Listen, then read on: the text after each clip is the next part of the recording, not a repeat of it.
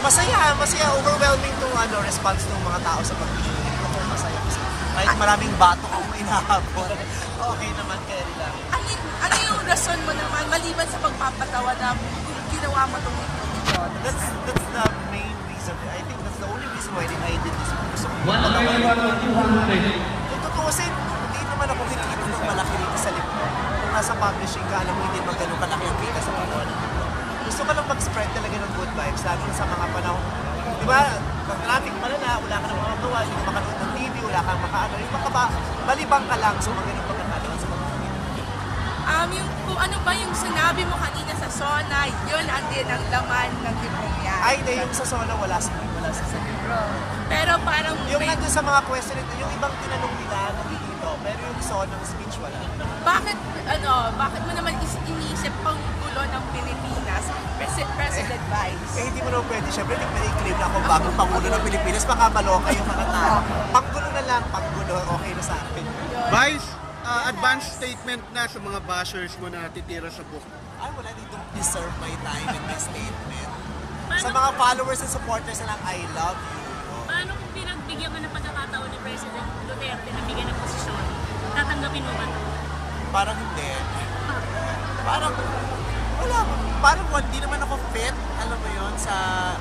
Hindi ako handa pa. Kung handa ako, tatanggapin ko. Pero sa pagkakataong to na alam ko namang hindi handa. Ayoko naman loko ng tao, di ba? Disservice to disservice to the people is corruption. May mga patatama ka ba mga governor? Wala, pan lang to.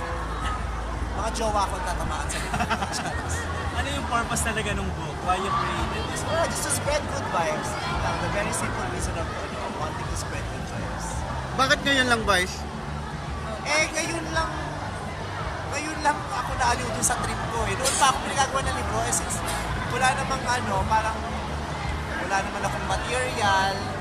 Ayoko kasi yung gumagawa ng libro dahil nape-pressure kung gumawa ng libro. Sabi ko, sige gawa na lang po tayo ng libro pag okay na, pag tama yung timing. So ano yung timing? Nung panahon kasi dito nung election, di ba dami nag-aaway-aaway sa social media. Parang kahit anong punta kang Facebook, dami nag-aaway-aaway. Punta kang Twitter, nagkakagulo-gulo. Kaya that time, gusto ko lang mag-post ng mga bagay na nakakatawa o good vibes.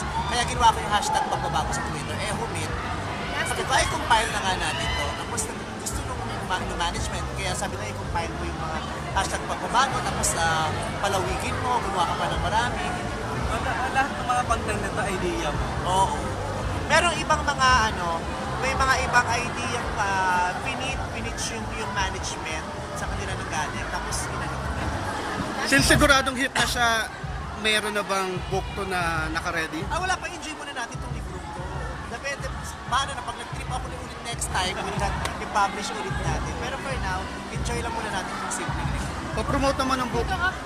Ayan, President Vice, ang bagong Pangulo ng Pilipinas, available na po sa lahat ng national bookstores, 175 pesos lang po.